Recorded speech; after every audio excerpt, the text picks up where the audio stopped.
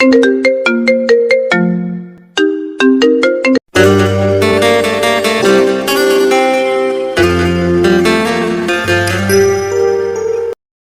নতুন ভালোবাসার গল্প পেতে আমাদের চ্যানেলটি সাবস্ক্রাইব করে পাশে থাকা বেল আইকনে ক্লিক করুন।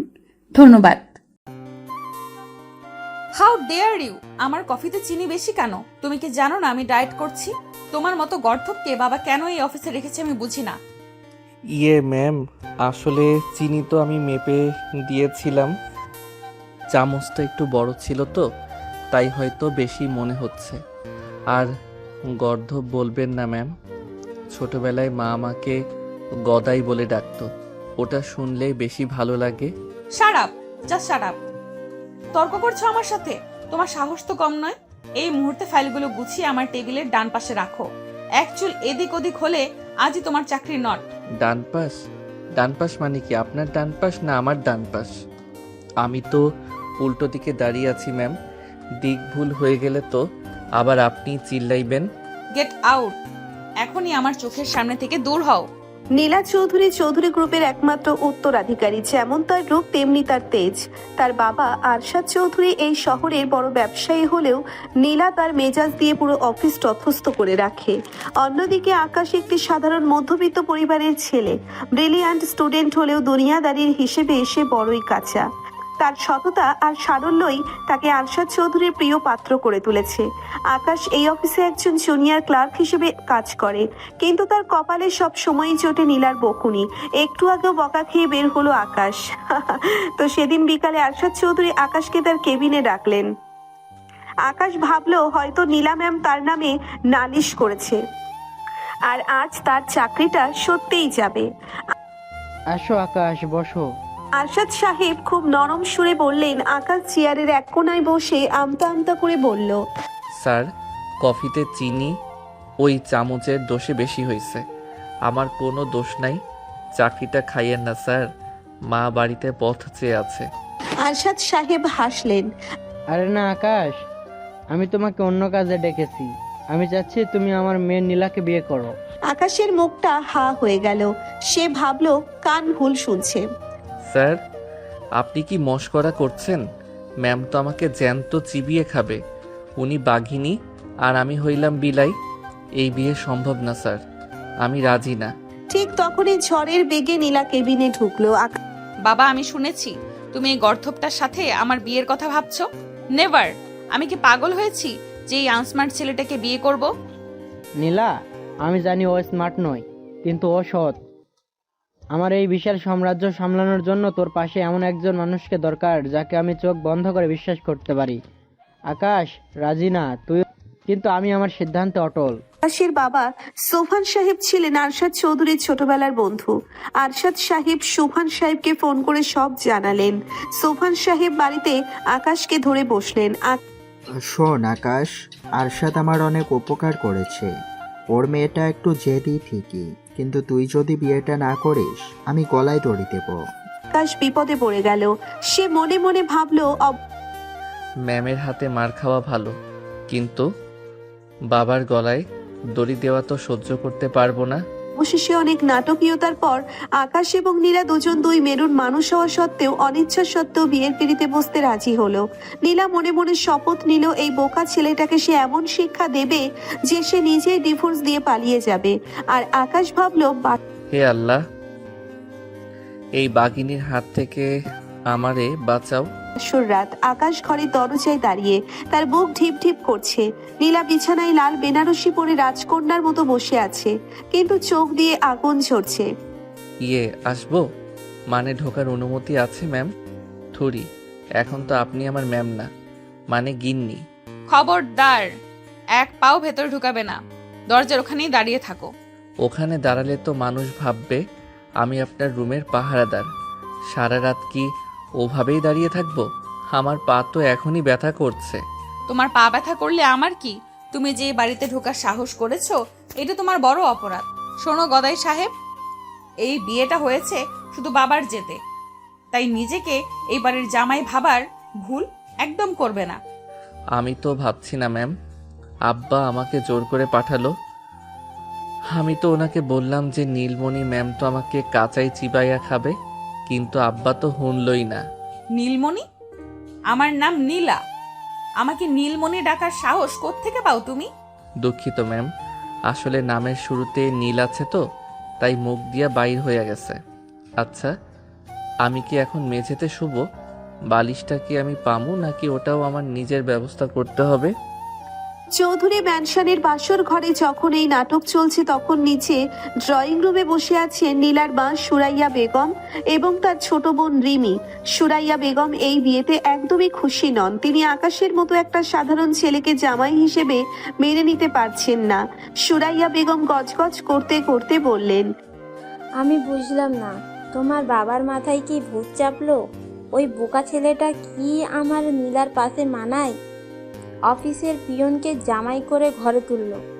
রিমি হাসতে হাসতে বলল, মা, তুমি শুধু আকাশ ভাইয়ার ওপরের দিকটা দেখেছো, লোকটা কিন্তু খুব ফানি। আর দেখবা, আপুর এই কড়া মেজাজ একমাত্র আকাশ ভাইয়াই ঠান্ডা করতে পারবে। এদিকে বাসর ঘরে নীলা রেগে ফায়ার হয়ে আছে। একটা অশিক্ষিত ছোট লোক ছেলের সাথে সে এক রুমে থাকবে, এটা যেন মানতেই পারছে না। আকাশ বুঝতে পারে নীলার অস্বস্তি। সে নিজেই একটা বালিশ হাতে নিয়ে সোফায় গিয়ে শুয়ে পড়ে। এই যে ম্যাডাম, গুড বাসর রাত, সরি, গুড নাইট। ঘুমান বেশি না ভেবে। পরের দিন সকালে আকাশ যখন ঘুম থেকে উঠল, সে দেখলো সে সোফায় কুঁকড়ে শুয়ে আছে। নীলা তখন আয়নার সামনে দাঁড়িয়ে সাজগোজ করছে। নীলার পাশে দাঁড়িয়ে আছে তার বান্ধবী শাইলা। সে নীলার মতোই অহংকারী। কি রে নীলা, এ তোর বর? একে তো দেখে মনে হচ্ছে আজকেও অফিস পরিষ্কার করতে যাবে। হ্যালো মিস্টার আকাশ, আপনি কি জানেন আপনি কার স্বামী হয়েছেন? জানি তো, আমি চৌধুরী সাহেবের জামাই হইছি, তবে কাজ তো আমাকে করতেই হবে। কাজ না করলে তো পেটে ভাত জুটবে না। আপনি কি চান আমি বসে বসে শ্বশুরবাড়ির অন্ন ধ্বংস করি? এমনিতেই শ্বশুর আমাকে ঘর জামাই করে রেখে দিয়েছে। গরিব ছেলে যখন বড়লোকের মেয়ের জামাই হয়, তারই দশাই হয়।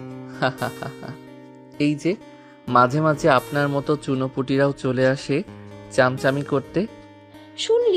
শুনলি কি বললো? তোর এই বরটাকে না। শায়লা, ওর সাথে কথা বলে নিজের সময় নষ্ট করিস না। আকাশ শোনো, আজ দুপুরে আমার বন্ধুদের সাথে লাঞ্চ আছে, তুমি ভুলেও ড্রয়িং রুমে আসবে না। আমি চাই না কেউ জানুক তুমি আমার বর। আচ্ছা ম্যাম, আমি রান্নাঘরে গিয়ে আপনার মায়ের হাতের স্পেশাল কোনো তরকারি পাওয়া যায় কিনা সেই চেষ্টা করব। আপনার বন্ধুরা তো আর আমাকে রান্নাঘরে খুঁজতে আসবে না। নীলা রাগে পা আঁচড়ে ঘর থেকে বেরিয়ে গেল। আকাশ একা ঘরে দাঁড়িয়ে মাথা চুলকাতে লাগলো। ঠিক তখনই সেখানে ঢুকলো রিমি। আকাশ ভাইয়া, তুমি কিন্তু জাস্ট দারুণ। আপুকে কেউ এভাবে উত্তর দিতে পারে না। আরে না ছোট বোন, আমি তো সত্যি কথাই বললাম। সত্যি কথা বললে মানুষ এত রাগ করে কেন আমি বুঝি না। আচ্ছা শোনো, তোমাদের এই বাড়িতে কি সকালের নাস্তায় পরোটা বানানো হয় না? রিমি আকাশের সারল্য দেখে হেসেই অস্থির। সে বুঝতে পারলো এই বাড়ির গাম্ভীর্য আর অহংকার ভাঙার জন্য আকাশের মতো একজন মানুষেরই দরকার ছিল। তবে নীলা যে সহজে হার মানবে না, তা আকাশকে প্রতি মুহূর্তের অপমানে বুঝিয়ে দিচ্ছিল। নীলা হাত ঘড়ির দিকে তাকিয়ে বিরক্ত হয়ে চেঁচিয়ে ওঠে, রিমি, রিমি কোথায় তুই? দেখ তো বাকিরা চলে এসেছি কিনা। আর ওই গদাইকে কি তুই রান্নাঘরে আটকে রেখেছিস? ও যদি ভুলেও আমার বন্ধুদের সামনে আসে, তবে আমি আজ রক্তগঙ্গা বইয়ে দিব। আরে আপু, শান্ত হও। আকাশ ভাইয়া তো রান্নাঘরে খালাদের সাথে বসে গল্প করছে আর আলু ছুলছে। উনি বললেন উনি নাকি আলু খুব ভালো ছিলতে পারেন। তোমার বন্ধুদের আসার সময় হয়েছে, তুমি বরং ড্রয়িং রুমে যাও। আলু ছুলছে? ও মাই গড, ওর কপালে এই ছিল? ডিরেক্টর লেভেলের একটা লোক আজ আলু ছুলছে। শোন রিমি, এই খবর যেন বাইরে না যায়। নীলা তার আভিজাত্যের মুখোশ পরে ড্রয়িং রুমে এসে বসলো। কিছুক্ষণের মধ্যেই তার হাই সোসাইটির বন্ধুরা ফারহান এবং আয়ান হুড়হুড় করে ঢুকে পড়লো। সাথে তো শাইলা আছেই। সবার হাতে দামি উপহার আর মুখে চওড়া ইংরেজি মেশানো বাংলা। ফারহান একজন বড় ব্যবসায়ীর ছেলে, যে একসময় নীলাকে পছন্দ করত। সে বাঁকা চোখে চারপাশ দেখছিল। নীলা, ইউ আর সো সরি যে তোর বিয়েতে আসতে পারলাম না। কিন্তু সত্যি কি তুই ওই অড লোকটাকে বিয়ে করেছিস? আমি তো ভাবলাম আঙ্কেল জাস্ট জোক করছেন। আসলে ফারহান, বাবার একটা জেদ ছিল। বিজনেস ডিল তো বুঝিসই, তবে ও তো এই বাড়ির কেউ না, জাস্ট একটা নামমাত্র মানুষ। আচ্ছা, তোর ওই বিচিত্র বরটি কোথায়? একটু দেখা তো করাবি আমাদের সাথে? আমরা তো ওর বোকামির গল্প অনেক শুনেছি। নীলা কিছু একটা বলে এড়িয়ে যেতে চাইলো, কিন্তু ঠিক তখনই একটা বিপত্তি ঘটলো।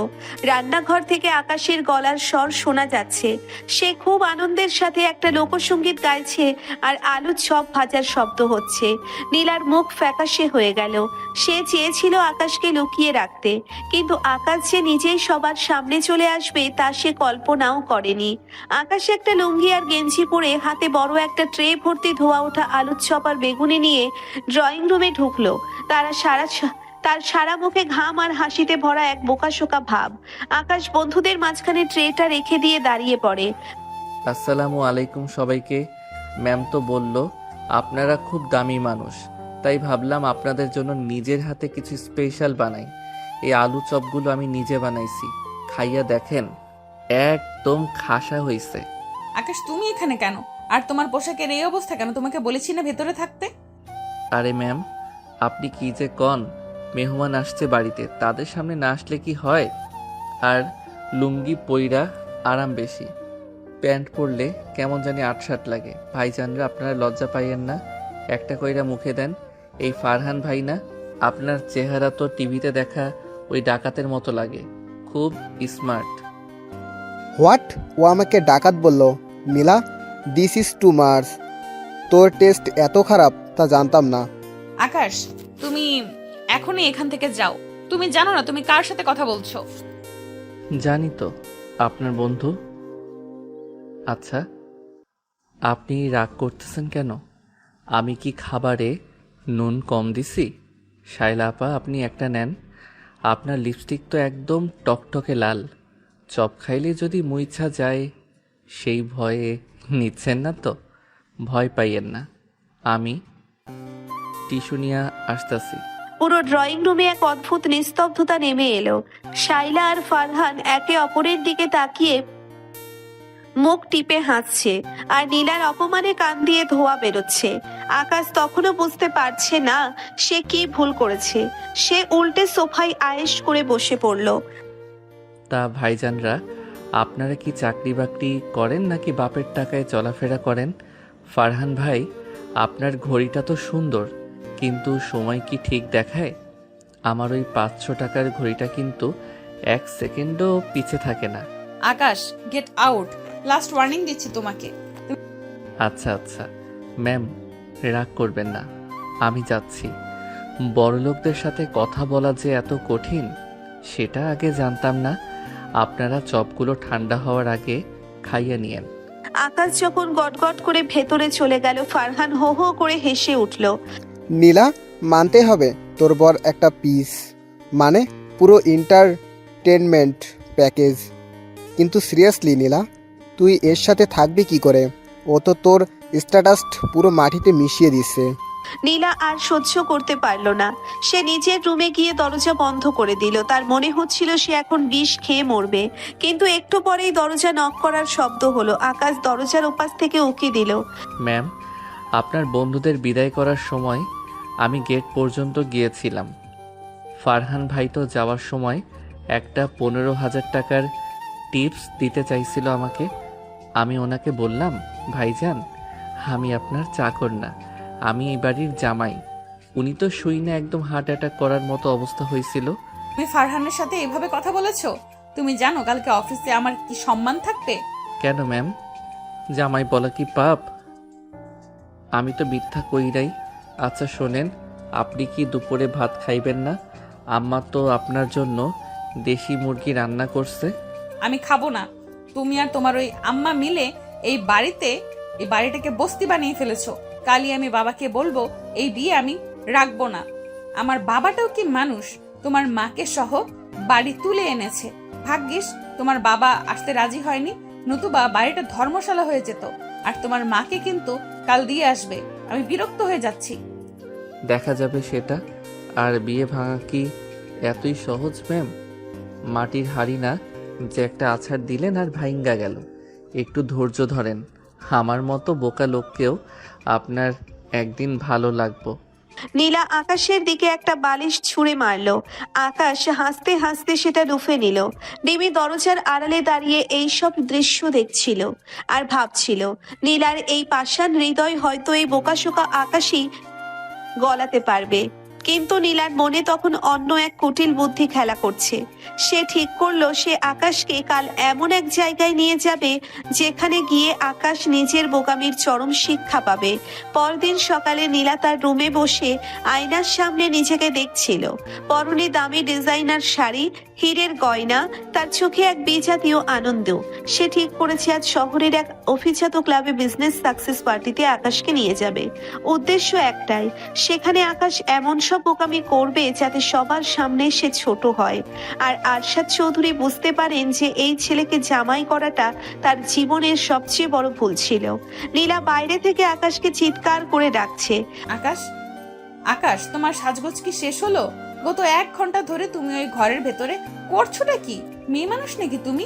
আকাশ ঘর থেকে বেরিয়ে আস্তে আস্তে বলে, আরে ম্যাম, এই টাইটা তো সাপের মতো গলায় পেঁচিয়ে থাকে, কিছুতেই গিট দিতে পারছিলাম না।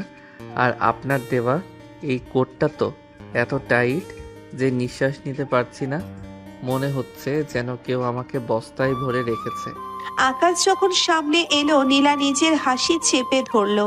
আকাশের টাইটা একদিকে ঝুলে আছে, চুলের সিঁথিটা এমন ভাবে করা যেন যে কোনো স্কুলের ছোট বাচ্চা, কিন্তু তার চোখে সেই চিরচেনা সারল্য। ঠিক আছে, যেমন আছো তেমনই চলো। আজ তোমাকে অনেক বড় বড় মানুষের সাথে পরিচয় করিয়ে দিব। মনে রাখবে, সেখানে শুধু ইংরেজি আর শুদ্ধ বাংলায় কথা বলবে। ভুলেও তোমার ওই গদাই মার্কা আচরণ করবে না। ইংরেজি ওই যে how are you, I am fine, এইগুলো তো? আচ্ছা ম্যাম, চিন্তা করবেন না, আমি একদম বিলেতি সাহিব সাজবো। শহরের সবচেয়ে বিলাসবহুল ক্লাব, চারিদিকে ঝাড়পাতি, হালকা মিউজিক আর হাতে হাতে ওয়াইন গ্লাস। নীলা আর আকাশ ভেতরে ঢুকতেই সবার নজর তাদের দিকে। আকাশ চারপাশটা হাঁ করে দেখছে, যেন সে অন্য কোনো গ্রহে চলে এসেছে। এমন সময় নীলার সাথে দেখা হলো তার ব্যবসায়িক প্রতিদ্বন্দ্বী তৌসিফ সাহেবের। তৌসিফ সাহেব নীলার চেয়ে বয়সে বড় এবং বেশ চতুর। গরিবের ছেলে যখন বড় লোকের মেয়ের জামাই। আরে নীলা, তোমার বিয়ের কথা শুনলাম, কিন্তু দাওয়াত তো পেলাম না। ইনি কি সেই লাকি পারসন? হ্যাঁ, he is Akash. Akash meet mister Tausif. Akash Tausif সাহেবের হাত ধরে ঝাঁকাতে ঝাঁকাতে বলে, hello mister Tausif, how do you do? আপনার হাতটা তো খুব নরম, ঠিক আমার গ্রামের বাড়ির ময়দার তালটার মতো। তা আপনি কি সাবান দিয়া হাত ধোন নাকি লোশন লাগান? আই এম সরি, আপনি আমার হাতের তুলনায় ময়দার তালের সাথে করছেন। আকাশের কথা শুনে তৌসিফ সাহেব অবাক হয়ে যায়। নীলা পরিস্থিতি সামলাতে যায়। সরি তৌসিফ সাহেব, ও আসলে খুব রসিক মানুষ। ও বলতে চাচ্ছে আপনার স্কিন খুব স্মুথ। হ্যাঁ, ওইটাই। আর তৌসিফ ভাই, আপনার এই যে ভুঁড়িটা বাড়ছে, এটা কামানোর জন্য সকালবেলা একটু কাঁচা রসুন আর লেবুর পানি খাইয়েন। আমার কাকা খাইতো, একদম স্লিম হয়ে গেছে। আর লাভ হলো না। তৌসিফ সাহেব রাগে মুখ লাল করে সেখান থেকে সরে গেলেন। নীলা দাঁতে দাঁত চেপে আকাশের কানে কানে বলল, তোমাকে আমি গলা টিপে মারবো আকাশ। কেন তুমি মানুষের শরীর নিয়ে কমেন্টস করছো? আরে ওনার তো ছোট্ট করে প্রশংসা করে দিলাম, কিন্তু ওনার কেন পছন্দ হলো না কে জানে। পার্টিতে ডিনার শুরু হলো। লম্বা টেবিলে দামি সব খাবার। নীলা চাইছিল আকাশ যেন চামচ দিয়ে খেতে গিয়ে কোনো ঝামেলা পাকায়। আকাশ কাঁটা চামচ আর ছুরি হাতে নিয়ে বেশ কিছুক্ষণ কসরত করলো। সে একবার মুরগির পিসটাকে ছুরি দিয়ে কাটার চেষ্টা করলো, আর সাথে সাথে সেই পিসটা ছিটকে গিয়ে পড়লো সামনের এক ভদ্র মহিলার দামি গাউনের উপর। Oh my god! My dress is ruined! কি অসভ্য লোক! আকাশ তাড়াতাড়ি উঠে গিয়ে পকেট থেকে একটা বড় গামছা বের করে মুছতে মুছতে বলে, আরে দিদিমণি, ভয় পাইয়েন না, আমার নিশানাটা একটু ভুল হয়ে গেছে। এই যে ধরেন, এই গামছা দিয়া মুইচ্ছা দেই। এই গামছা কিন্তু খুব পরিষ্কার, মা রোদে শুকাইয়া দিছিল। পুরো পার্টিতে হো হো করে হাসির রোল উঠল। নীলার মনে হলো সে মাটির সাথে মিশে যাচ্ছে, তবে সে এই অপমানটাই চাইছিল। শাইলা আর ফারহান দূর থেকে হাসতে হাসতে প্রায় মেঝেতে গড়িয়ে পড়ার দশা। ফারহান এগিয়ে এলো। নীলা, তুই কি তোর বরকে আজ সার্কাস দেখানোর জন্য এনেছিস? ও তো জাস্ট লেজেন্ড। আকাশকে অপমান করতে চেয়ে এবার নীলা নিজেই আর সহ্য করতে না পেরে আকাশকে টেনে হিঁচড়ে বাগানের দিকে নিয়ে এলো।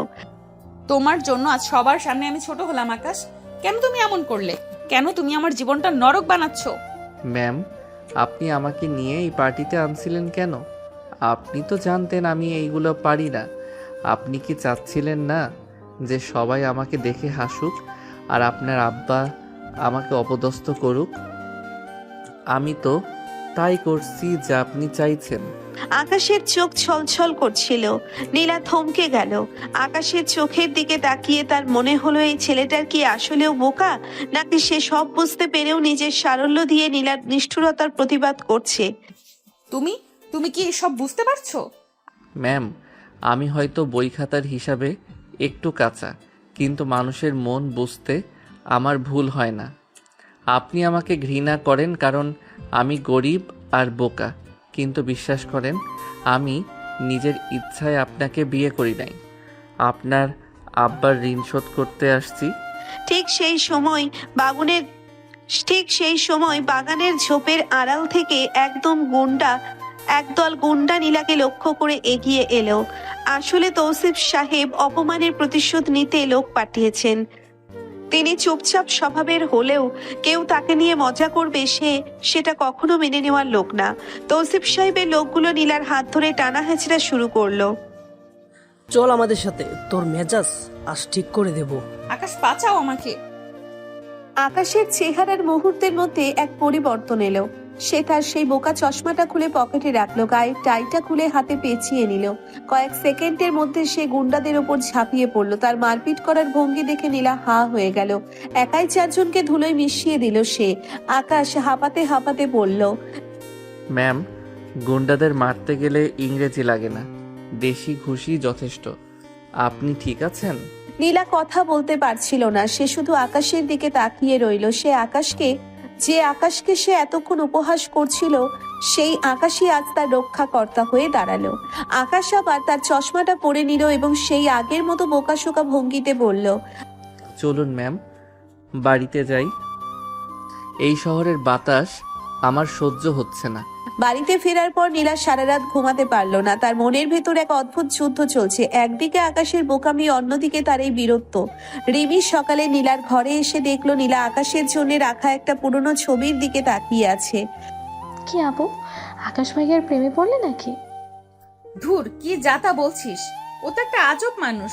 কখনো মনে হয় বোকা, আবার কখনো মনে হয় ও আমার চেয়ে অনেক বেশি চালাক।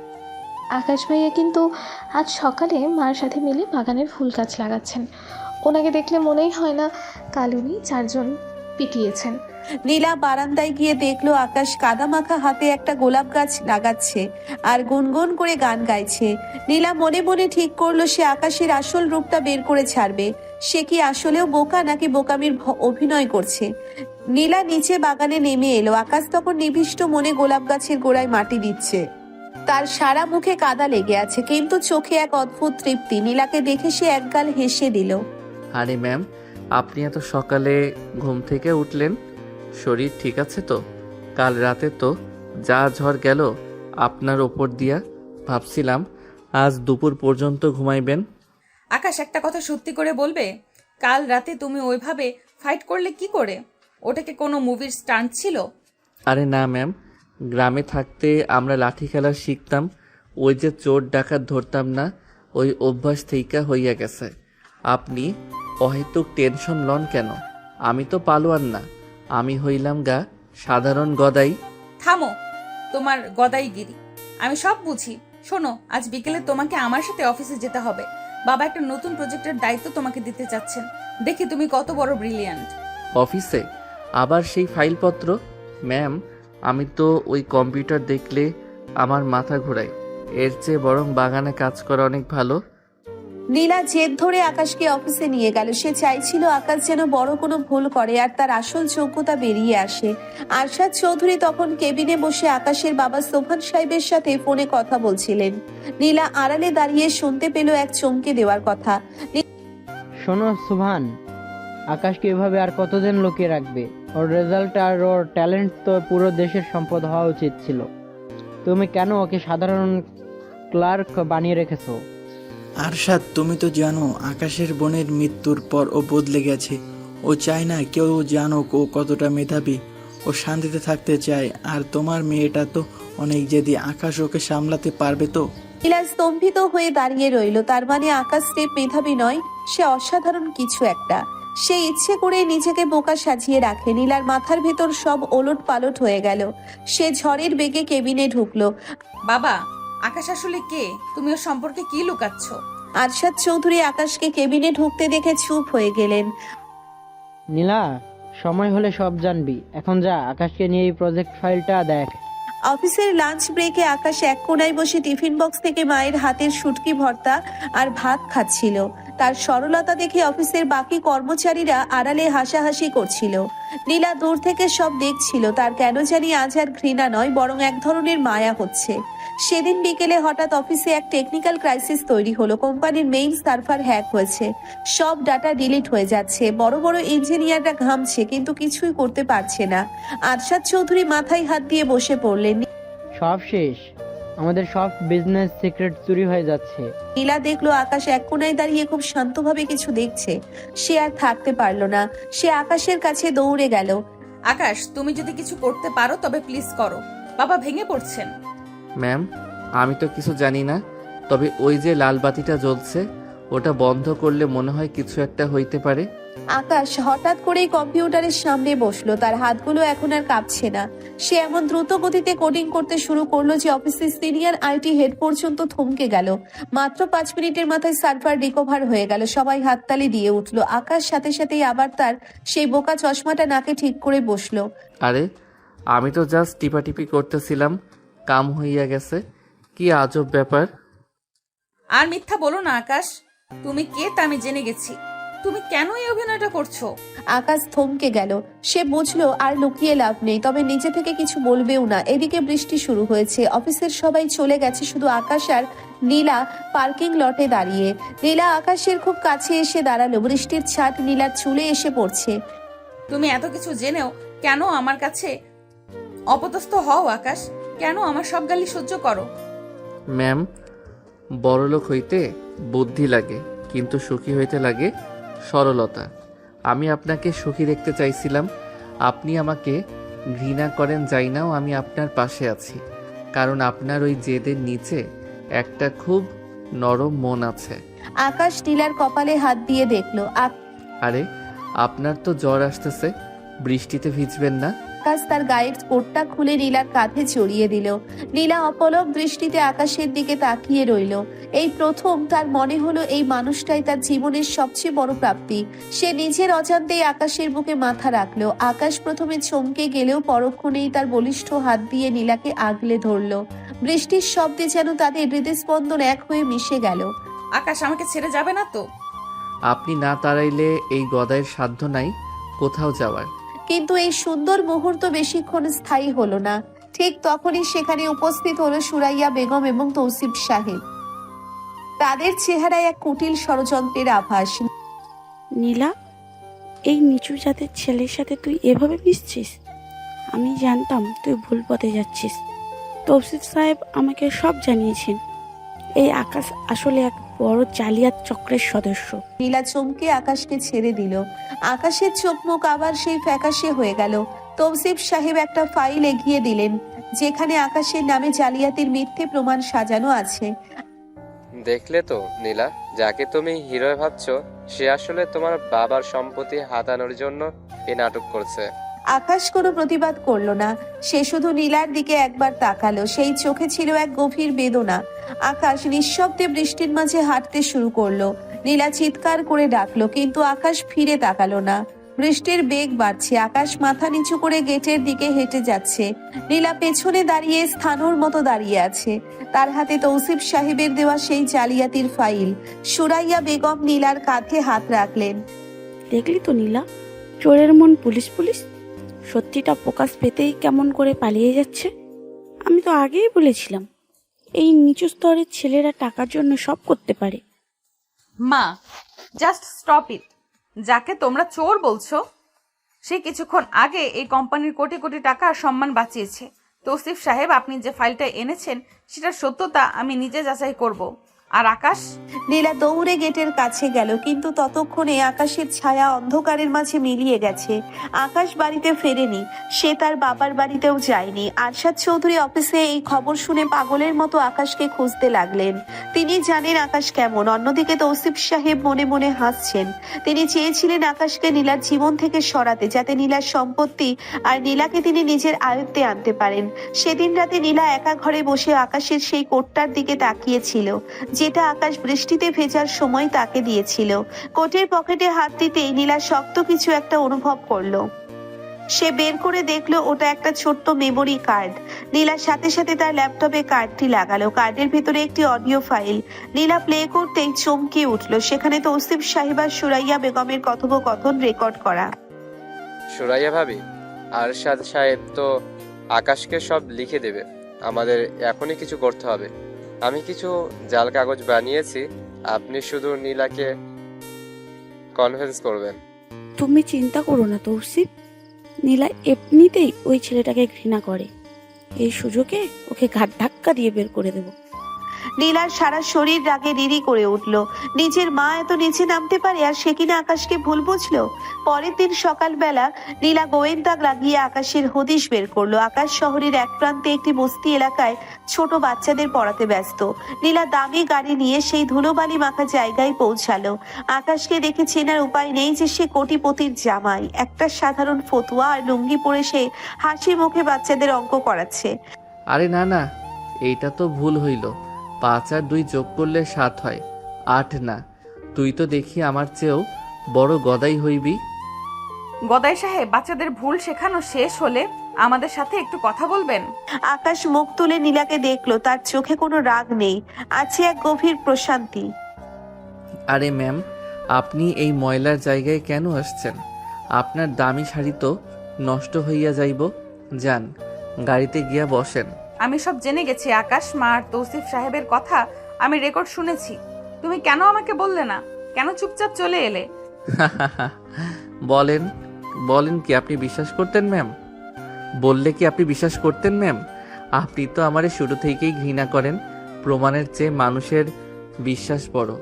আপনি যখন আমার দিকে সন্দেহের চোখে তাকাইছেন, তখনই আমি বুঝা গেছি আমার আর ওই বাড়িতে জায়গা নাই। আমাকে ক্ষমা করো আকাশ, আমি অনেক বড় ভুল করেছি। প্লিজ ফিরে চলো। বাবা অসুস্থ হয়ে পড়েছেন তোমার চিন্তায়। বস্তি এলাকায় তখন বিকেল গড়িয়ে সন্ধ্যা নামছে। চারপাশটা একটু নির্জন। আকাশ একটা পুরনো বেঞ্চে বসলো। নীলা তার পাশে গিয়ে বসলো। এবার কোনো জেদ নয়, কোনো অহংকার নয়। আকাশ, তুমি এত কিছু জানো, এত ট্যালেন্টেড, তবুও কেন এভাবে থাকো? কেন নিজেকে লুকিয়ে রাখো?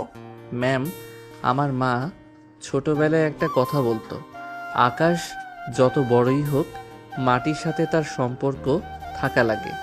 আমি সাধারণ থাকতে ভালোবাসি। আপনি কি পারবেন এই সাধারণ আকাশকে মেনে নিতে, কোনো আভিজাত্য ছাড়া? আকাশের হাতটা নিজের 2 হাতের মাঝে নিল। আকাশের হাতটা রুক্ষ কিন্তু অনেক বেশি নির্ভরযোগ্য।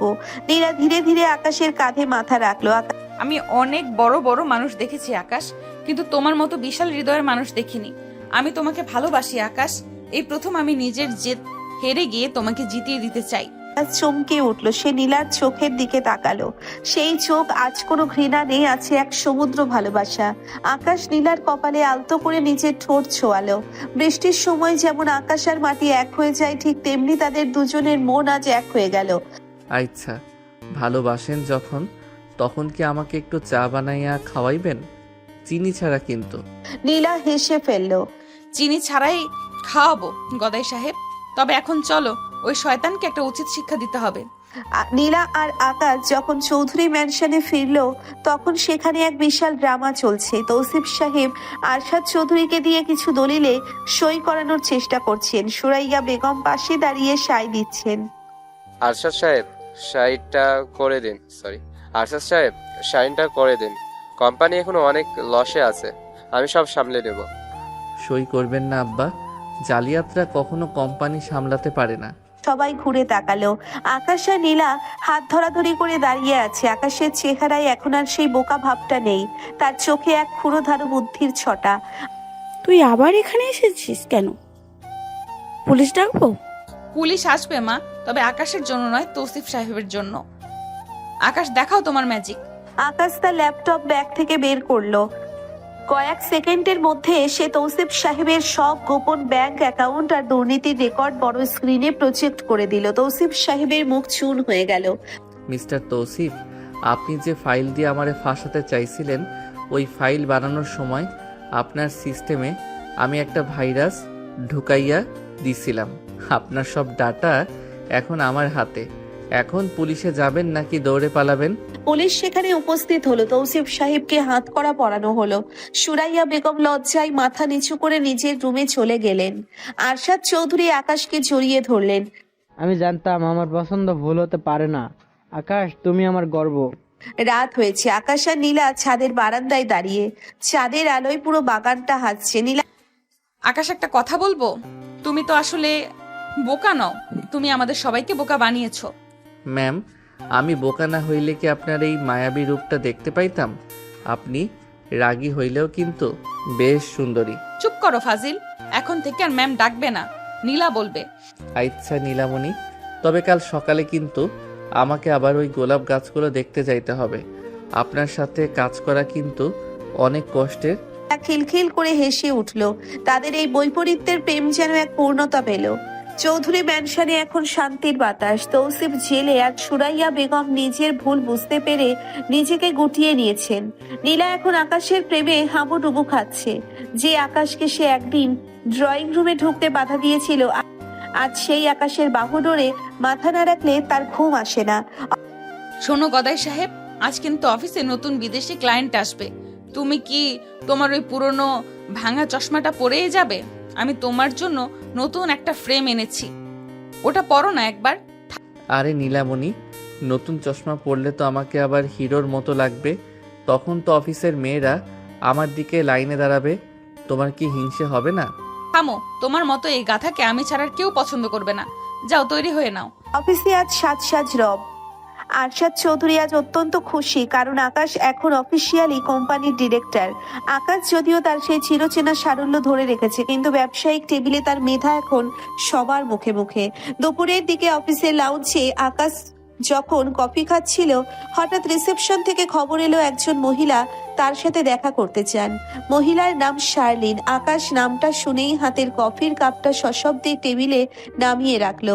তার ফর্সা মুখটা মুহূর্তেই ফ্যাকাশে হয়ে গেল। নীলা তার কেবিন থেকে বেরোতেই দেখলো আকাশ স্থির হয়ে দাঁড়িয়ে আছে। সামনে এক অত্যাধুনিক পোশাক পরিহিত তরুণী, যার চোখে মুখে এক অদ্ভুত দাবি। কি আকাশ, চিনতে পারছো না? মাত্র 3টে বছর তো হলো, এর মধ্যেই তুমি এত বড় কোম্পানির ডিরেক্টর আর মস্ত বড় লোক হয়ে গেলে। তুমি এখানে কেন শার্লিন?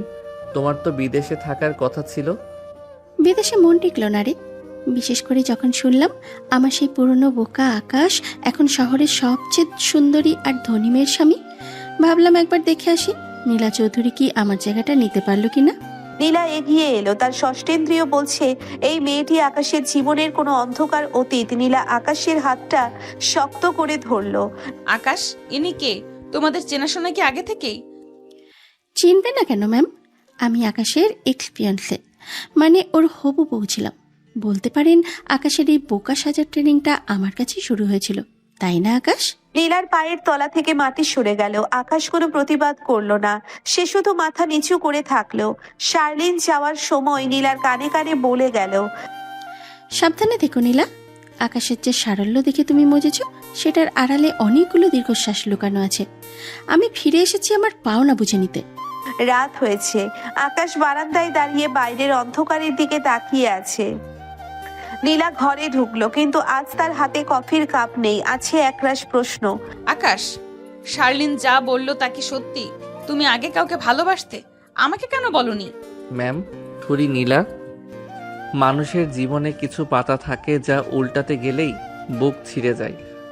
শার্লিন আমার অতীত, কিন্তু সে আমাকে যে ধোঁকা দিয়েছিল তারপর থেকে আমি মানুষের উপর বিশ্বাস হারাইয়া ফেলছিলাম। আরশাদ আঙ্কেল যখন আমাকে আপনার সাথে বিয়ে দিতে চাইলেন, আমি শুধু বাবার জেদের জন্য রাজি হয়েছিলাম। তার মানে তুমি আমাকে ভালোবাসো না, শুধু কর্তব্যের খাতিরে আমার সাথে আছো? আকাশ এবার ঘুরে দাঁড়ালো, নীলার চোখে জল। আকাশ দ্রুত এগিয়ে এসে নীলার 2 হাত ধরে নিজের বুকের উপর রাখলো। এই যে ধূপ পোকানিটা শুনছেন, শার্লিন যখন গেছে তখন এটা বন্ধ হয়ে গিয়েছিল। আপনি যখন আমাকে প্রথমবার ভালোবাসা দিলেন তখন এটা আবার বাঁচতে শিখলো। আপনি আমার অতীত নন নীলা, আপনি আমার বর্তমান আর ভবিষ্যৎ। আকাশ নীলার খুব কাছে এলো। নীলা রাগে আর অভিমানে আকাশের বুকে কিল মারতে লাগলো।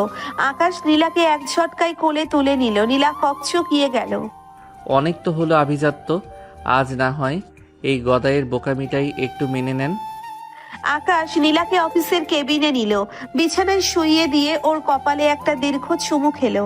নীলার চোখের জল মুছিয়ে দিতে দিতে সে নীলার ঠোঁটের খুব কাছে ফিসফিস করে বলল, শার্লিন যা বলেছে সব মিথ্যে নয়, কিন্তু ও আমার ভালোবাসার যোগ্য ছিল না। ও টাকার কাঙাল ছিল, আর আপনি আমার মনের কাঙাল। পার্থক্যটা এখানেই। সেই রাতে তাদের রোম্যান্স ছিল অন্যরকম, কোনো কৃত্রিমতা নেই, শুধু একে অপরকে পাওয়ার এক তীব্র আকুলতা। আকাশ নীলার চুলে মুখ ডুবিয়ে দীর্ঘ সময় ধরে ওর ঘ্রাণ নিতে লাগলো। নীলা অনুভব করলো এই মানুষটা যতটা সহজ তার জীবনের ইতিহাস ততটাই জটিল। পরের দিন সকালে শার্লিন আর তৌসিফ সাহেবের দেখা হলো জেলের ইন্টারভিউ রুমে। তৌসিফ জেলে থাকলেও তার নেটওয়ার্ক এখানে সচল। শালীন, তোমাকে যা বলছি মনে আছে তো? নীলা আর আকাশের মধ্যে ভাঙন ধরাতে হবে। আরশাদ চৌধুরীকে পথে বসাতে পারলে অর্ধেক সম্পত্তি তোমার। চিন্তা করবেন না তৌসিফ সাহেব, আকাশের একটা গোপন দুর্বলতা আমার কাছে আছে। ওই গদাই ইমেজটা আমি এক তুড়িতে ধুলোয় মিশিয়ে দেব। নীলা যখন জানবে আকাশ আসলে তার বাবার সাথে কি প্রতারণা করেছে, তখন সে নিজেই আকাশকে লাথি মেরে বের করে দেবে। অফিসে নীলা তার ডেস্কে বসেছিল, হঠাৎ তার ইমেলে একটা বেনামি ভিডিও ফাইল এলো। ভিডিওটা ওপেন করতেই নীলা দেখলো আকাশ আর শার্লিন কোনো এক নির্জন হোটেলের রুমে বসে আছে, আর আকাশ শার্লিনের হাতে একটা বড় চেক তুলে দিচ্ছে। ভিডিওর তারিখটা আজকের সকালের। নীলার পৃথিবীটা আবার দুলতে শুরু করলো। আকাশ কি তবে তাকে আবার বোকা বানাচ্ছে? সে একা একা কান্না করতে থাকলো। গত রাতেও সে আকাশের বুকে পরম শান্তিতে ঘুমিয়েছে। আজ সকালে সে এই খবর জানলো। সে বুঝতে পারছে না আসলে হচ্ছেটা কি। ভয়াবহ দোটানায় বন্দী। একদিকে তার দেখা আকাশের সেই অকৃত্রিম সারল্য যা তাকে নতুন করে বাঁচতে শিখিয়েছে, অন্যদিকে শার্লিনের আনা অকাঠ্য সব তথ্য প্রমাণ আর রহস্যময় ভিডিও। নীলার মন বলছে যে আকাশ তার সম্মানের জন্য গুন্ডাদের সাথে লড়াই পারে, সে প্রতারক হতে পারে না, কিন্তু তার ক্ষুধার মস্তিষ্ক বারবার ভিডিওর দৃশ্যগুলোকে বিশ্লেষণ করছে। কেন আকাশ লুকিয়ে শার্লিনের সাথে দেখা করলো? কেন তাকে মোটা অঙ্কের চেক দিল? বিশ্বাসের কাছের দেওয়ালে ফাটল ধরতে শুরু করেছে। সে কি আকাশের চোখে চোখ রেখে সত্যটা জানতে চাইবে, নাকি শার্লিনের বিষাক্ত জালে পা দিয়ে নিজের সাজানো সংসার তছনছ করে দেবে?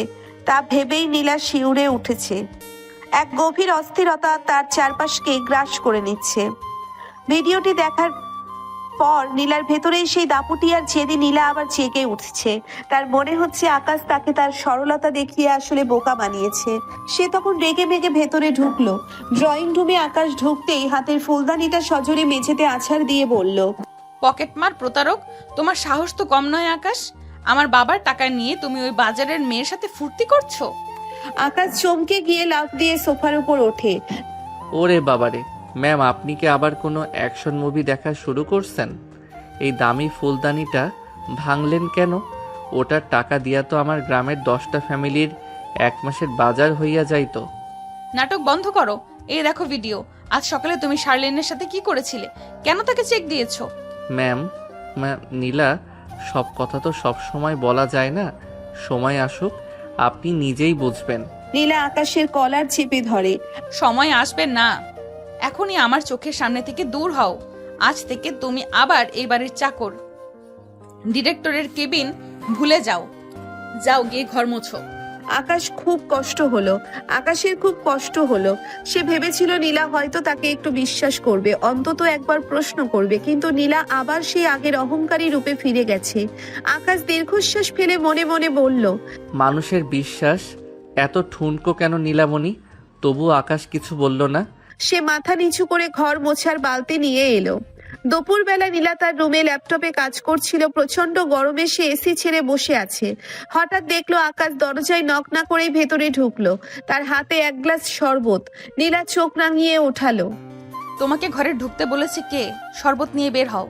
আরে ম্যাম, রাগ করলে তো শরীর গরম হয়। এই শরবতটা খান, মাথা ঠান্ডা হইব। আমি নিজ হাতে লেবু চিপসি। নীলা শরবতের গ্লাস নিতে গিয়ে ঝাড়ি মারলো, আর সাথে সাথে শরবতের অর্ধেকটা আকাশের শার্টে আর বাকিটা নীলার শাড়িতে গিয়ে পড়লো। নীলা চিৎকার করতে যাবে, কিন্তু আকাশ হঠাৎ করেই নীলার খুব কাছে চলে এলো। সে নীলার শাড়ির ভিজে যাওয়া অংশ নিচে রুমাল দিয়ে মুছতে শুরু করলো। কি করছো তুমি? ছাড়ো আমাকে। আকাশ নীলার চোখে চোখ রেখে গম্ভীর গলায় বলল, নড়বেন না। শাড়িতে দাগ পইরা গেলে তো আবার চিল্লাইবেন। আপনি যত বড়ই ডন হয়ে যান না কেন, ময়লা পরিষ্কার করার কাজ কিন্তু এই গদাইরেই করতে হয়। আকাশ নীলার চোখে চোখ রেখে গম্ভীর গলায় বলল। আকাশের নিঃশ্বাসের উষ্ণতা নীলার ঘাড়ে লাগছে। নীলা চাইছিল সরে যেতে, কিন্তু আকাশের সেই শান্ত চাহনি তাকে এক মুহূর্তের জন্য অবশ করে দিল। আকাশ নীলার কানের খুব কাছে মুখ নিয়ে ফিসফিস করে বলল, সন্দেহ কইরা তো অনেক দূরে সরাইয়া দিলেন, এখন একটু মায়া করলে কি খুব ক্ষতি হইব? নীলা ধাক্কা দিয়ে আকাশকে সরিয়ে দিল। বেশি রোম্যান্স করতে এসো না, যাও গিয়ে রান্নাঘরের থালা বাসন মাজো। আচ্ছা, যাচ্ছি। তবে মনে রাখেন, থালা বাসন মাজার সময় কিন্তু আমি আপনার ফেভারিট গানটাই গাইব। তখন আবার হাততালি দিতে চইলা আইসেন না। রাত তখন 12টা। নীলা বিছানায় এপাশ ওপাশ করছে। হঠাৎ দেখলো জানালার ওপাশে কে যেন নড়াচড়া করছে। সে ভয় পেয়ে চিৎকার দিল। আকাশ লাঠি হাতে দৌড়ে এলো। কই চোর, কই ডাকাত, কই? জানলার বাইরে কেউ একজন ছিল। আকাশ জানালা দিয়ে মুখ বাড়িয়ে দেখে বলল, আরে ম্যাম, এটা তো চোর না, এটা তো ওই প্রতিবেশী বিড়ালটা। সে মনে হয় আপনার ওই রাগী চেহারা দেখে ডরাইয়া কাঁপতাছে। ফালতু কথা বলবে না। তুমি আজ এখানেই থাকবে, মেঝেতে শও। মেঝেতে? কালকে তো এসি রুমে মশার কামড় খাইছিলাম। আজকে তবে আমি আপনার খাটের তলায় শুব? আপনি তো আমাকে জামাই থেকে ইঁদুর বানাইয়া ছাড়বেন দেখছি। আকাশ মেঝেতে চাদর বিছিয়ে শুয়ে পড়ল। নীলা যখন ঘুমিয়ে পড়ল, আকাশ উঠে আলতো করে নীলার মাথায় হাত রাখলো। সে বিড়বিড় করে বলল, নীলামণি, শার্লিনকে টাকা দিচ্ছি আপনার বাবাকে বাঁচাইতে। শার্লিনের কাছে আপনার বাবার একটা পুরনো উইল আছে, যা দিয়ে তৌসিফ পুরো কোম্পানি দখল করতে পারত। আমি শুধু আপনার পরিবারকে বাঁচাইতে গিয়ে গালি খাইতাছি। পাগল একটা। আকাশের সারল্য আর নীলার এই অহেতুক রাগের মাঝে চৌধুরী ম্যানশনে এক অদ্ভুত লুকোচুরি খেলা চলতে লাগলো। আকাশ ঘর মুছতে মুছতে নীলার সামনে গিয়ে ড্যান্স দেয়, আবার নীলা ফাইল ছুঁড়ে মারলে সেটা ক্যাচ ধরে হাসে। পরের দিন সকালে শার্লিন আবার ফোন করলো নীলাকে। সে এবার নতুন একটা চাল চাললো। সে নীলাকে বলল যে আকাশ আজ রাতে তাকে নিয়ে পালিয়ে যাচ্ছে। নীলা এটা শুনে পুরো উন্মাদ হয়ে গেল। সে আকাশের পকেট চেক করতে গিয়ে দেখলো আকাশের পকেটে 2টা প্লেনের টিকিট, গন্তব্য মালদ্বীপ। নীলা আর সহ্য করতে পারলো না। সে আকাশকে ড্রয়িং রুমে সবার সামনে দাঁড় করালো। ড্রয়িং রুমের মাঝখানে আকাশকে অপরাধীর মতো দাঁড় করিয়ে রেখেছে নীলা। তার হাতে সেই 2টো প্লেনের টিকিট। আরশাদ চৌধুরী আর রিমি সোফায় বসে অবাক হয়ে দেখছেন। নীলার চোখ দিয়ে যেন আগুন ছড়ছে। নীলা টিকিট 2টো আকাশের মুখে ছুঁড়ে দিয়ে বলে, এই নাও তোমার পালানোর পাসপোর্ট। শার্লিন ঠিকই বলেছিল, তুমি আজ রাতে ওকে নিয়ে মালদ্বীপ পালিয়ে যাচ্ছ, তাই না? আমার বাবার টাকা চুরি করে তুমি ওই মেয়ের সাথে হানিমুন করবে? আকাশ টিকিট 2টো মেঝে থেকে করিয়ে নিয়ে চশমাটা নাকে ঠিক করতে করতে বলে, আরে নীলামণি, আপনি তো দেখি আমার চেয়েও বড় গোয়েন্দা। পকেট চেক করে কি আপনার পুরনো অভ্যাস? টিকিট যখন পাইছেন তখন একটু ভালো করে দেখেন তো কার নাম লেখা। নাম দেখার কি আছে? শার্লিন আমাকে সব বলেছে। রিমি কাছে গিয়ে টিকিট হাতে নিয়ে বলে, আপু, এখানে তো শার্লিনের নাম নেই, এখানে লেখা আকাশ আর নীলা। ডেট তো আগামী পরশু। মানে আমার নাম কেন? ভাবছিলাম আপনার মেজাজটা তো সবসময় গরম থাকে। মালদ্বীপের ঠান্ডা সাগরে নামলে যদি একটু শান্ত হন। টিকিট 2টা অনেক কষ্টের টাকা জমায়া কাটছিলাম। সারপ্রাইজ দেব বইলা, কিন্তু আপনি তো আমারে চোর বানাইয়া দিলেন। এখন এক কাজ করেন, টিকিট 2টা দিয়া ওই শার্লিন আপার সাথেই জায়গা, সে অন্তত আমারে চোর কইব না। নীলা একদম চুপ হয়ে গেল। নিজের বোকামি আর সন্দেহের জন্য তার এখন মাটির সাথে মিশে যেতে ইচ্ছে করছে। রিমি আর আরশাদ সাহেব আড়ালে হাসছেন। আকাশ গটগট করে সিঁড়ি দিয়ে ওপরে নিজের ঘরে চলে গেল। নীলা অপরাধ বোধ নিয়ে আকাশের পিছু পিছু তার ঘরে ঢুকলো। আকাশ ঘরে ঢুকে নিজের লুঙ্গি আর গামছা নিয়ে গোসলে যাওয়ার প্রস্তুতি নিচ্ছে। নীলা ঘরে ঢুকে দরজাটা বন্ধ করে দিল। আকাশ শোনো, আই এম সরি, আমি আসলে শার্লিনের কথা একটু। আকাশ শুনতে না পাওয়ায় ভান করে গান গাইতে শুরু করলো। ওরে নীল দরিয়া আমায় দিস না রে দেউরিয়া। নীলা আকাশের সামনে গিয়ে পথ আটকে রাখে। গান থামাও, আমি কথা বলছি তো। আমি তো জানতাম না তুমি আমার জন্য টিকিট কেটেছো। তুমি ওই চেকটা কেন দিয়েছিলে তাহলে? চেক দিছি কারণ আপনার বাবার ওই পুরনো উইলটা শার্লিন চুরি করছিল। ওটা ফেরত না আনলে তৌসিফ কোম্পানি দখল কইরা নিত। আমি টাকা দিয়া ওটা উদ্ধার করছি। এখন আপনার যদি মনে হয় আমি চোর, তবে পুলিশ ডাকেন, আমারে হাত করা পরান। নীলা আবেগে আপ্লুত হয়ে আকাশের খুব কাছে চলে এলো। পুলিশ ডাকবো না, আমি তোমাকে অন্যভাবে শাস্তি দিব। নীল হঠাৎ করে আকাশের শার্টের কলার ধরে ওকে নিজের দিকে টানলো। আকাশ হকচকিয়ে গেল। নীলার চোখের সেই জেদ এখন ভালোবাসায় রূপান্তরিত হয়েছে। ম্যাম ম্যাম ম্যাম ম্যাম কি মারবেন নাকি? গামছা কিন্তু হাতেই আছে। চুপ করো গদাই। নীলা আকাশের বুকে মাথা রাখলো। আকাশের হৃৎপিণ্ড তখন ধকধক করছে। নীলা ফিসফিস করে বলল। আকাশের সেই সারল্যমাখা হাসিটা আবার ফিরে এলো। সে নীলার কোমরে হাত রেখে ওকে একটু উপরে তুলে ধরলো। নীলার পা এখন শূন্যে। কারণ আমি তো বোকা, আর বোকা মানুষরা একবার কাউরে ভালোবাসলে তার লাত্তি ঝাঁটা সব সহ্য করতে পারে। তবে একটা কথা, মালদ্বীপ গেলে কিন্তু আপনারে ওই বিকিনি টিকিনি পরা চলবে না, শাড়ি পইরাই সাগরে নামতে হইব।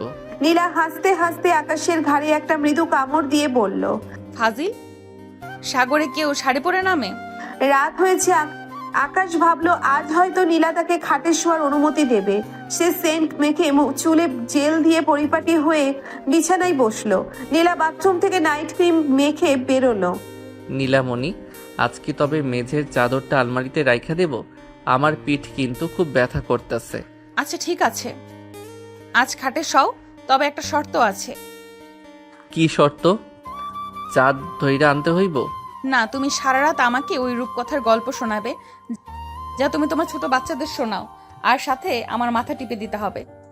মাথা টিপতে পারি, কিন্তু গল্পের বদলে আমি যদি গান শোনাই, লাল পাহাড়ের দেশে যা, এটা শুনলে আপনার ঘুম খুব ভালো হইব। আকাশ বিছানায় বসে নীলার মাথার তেল মালিশ করতে শুরু করলো। সে নীলার কপালে পুরো তেল মাখিয়ে একাকার করে দিল। আরে এ কি করছো? আমার চোখ মুখ সব তেলতেলে হয়ে গেল তো। আরে ঘষলে উজ্জ্বলতা বাড়ে। আপনি তো ফর্সা হওয়ার ক্রিম মাখেন, আমি প্রাকৃতিক উপায়ে আপনারে চকচকে বানাইয়া দিতাছি। নীলার রাগে আকাশকে বালিশ দিয়ে মারতে শুরু করলো। শুরু হলো এক বালিশ যুদ্ধ। পুরো রুমে তুলো উঠছে। যুদ্ধ করতে করতে এক সময় দুজন ক্লান্ত হয়ে একে অপরের খুব কাছে শুয়ে পড়লো। ঘরের ডিম লাইটের আলোয় আকাশের চোখে চোখ রাখলো নীলা। আকাশ, তুমি কি আসলেও বোকা, নাকি এগুলো সব নাটক? আমি বোকা না হইলে কি আপনার এই মায়াবী রূপটা দেখতে পাইতাম? আপনি রাগী হইলেও কিন্তু বেশ সুন্দরী। আকাশ ধীরে ধীরে নীলার কপালে একটা দীর্ঘ চুমু খেলো। নীলা আকাশের বুকে মুখ লুকালো। এক অদ্ভুত প্রশান্তি তাদের ঘিরে ধরলো। পরের দিন তারা মালদ্বীপে গেল। মালদ্বীপের নীল জলরাশির মাঝখানে একটি বিলাসবহুল ওয়াটার ভিলা। নীলা জানালায় গিয়ে বাইরের সমুদ্র দেখছে, আর আকাশ ঘরের কোনায় দাঁড়িয়ে থাকা সেই চিরচেনা গামছা দিয়ে আয়না মুছছে। আকাশ, আমরা এখানে হানিমুন করতে আসছি, ঘর পরিষ্কার করতে না। তুমি এই গামছাটা রাখো তো। আরে নীলামণি, এই বিদেশের লোকেরা তো ঘর মুছতে জানে না। দেখেন কাচের উপর কেমন ছোপ ছোপ দাগ। আয়না পরিষ্কার না থাকলে আপনার ওই সুন্দর মুখটা দেখবেন কেমনে? নীল আকাশের কাছে গিয়ে ওর কান টেনে বলে, আমার মুখ দেখার জন্য আমার আয়না লাগে না। তুমি আছো কেন? এখন চলো, আমরা সাগরের পাড়ে যাব। আর নীল রঙের একটা গাউন পরেছি, তুমি ওই নীল শার্টটা পরো। নীল শার্ট? ওরে বাবারে, আমাকে তো নীল শার্ট পরলে একদম সাগরের মাছের মতো লাগবে। আপনি আবার বড়শি দিয়ে টাইনা ধরবেন না তো? নীল আকাশকে এক প্রকার জোর করে তৈরি করিয়ে সমুদ্রের পাড়ে নিয়ে এলো। নীল দিগন্ত আর স্বচ্ছ জলরাশি। নীলা চাইছিল আকাশ একটু রোমান্টিক কোনো কথা বলুক, কিন্তু আকাশের নজর তখন অন্যদিকে। সে দেখলো অনেকগুলো বিদেশি পর্যটক সাগরে লাফালাফি করছে। আকাশ চোখ কপালে তুলে বলে, ও মা, নীলামণি, ওই লোকগুলো তো দেখি অর্ধেক কাপড় পইরা সাগরে নামছে। এদের কি লজ্জা শরম নাই? আর ওই দেখেন একটা বিদেশি লোক তার বউরে কোলে নিয়ে ঘুরতেছে। আমি কি আপনাকে কোলে নিয়ে সাগরে একটা দৌড় দিব? খবরদার, ওইসব করতে যেও না। তুমি বরং আমার এই হ্যাটটা ধরো, আমি কয়েকটা সেলফি তুলি। আকাশ হ্যাটটা মাথায় দিয়ে পোজ দিল। নীলা যখন ছবি তুলছে, আকাশ হঠাৎ করেই নীলার কোমর জড়িয়ে ধরলো। সমুদ্রের ঢেউ তখন তাদের পায়ের নিচে এসে আছড়ে পড়ছে। বিকেল গড়িয়ে সন্ধ্যা নামলো। ওয়াটার ভিলার বারান্দায় আকাশ আর নীল একা। ডিনারের টেবিল সাজানো হয়েছে ভিলার খোলা বারান্দায়। ক্যান্ডেল লাইট ডিনারের প্রয়োজন। আকাশ টাই পরে বেশ স্মার্ট সেজেছে, তবে তার পকেটে সেই গামছাটা এখনো উকি দিচ্ছে। আকাশ মোমবাতির দিকে ঝাঁকিয়ে বলল, নীলামণি, এই মোমবাতি জ্বালানোর মানে কি? কারেন্ট কি চলে গেছে? আমি কি রিসেপশনে ফোন দিয়া জেনারেটর ছাড়তে কমো? নীলা আকাশের ঠোঁটে আঙ্গুল দিয়ে বলল, চুপ, একদম চুপ। একটা ক্যান্ডেল লাইট ডিনার, কোনো কথা বলবে না, শুধু আমার চোখে চোখ রাখবে।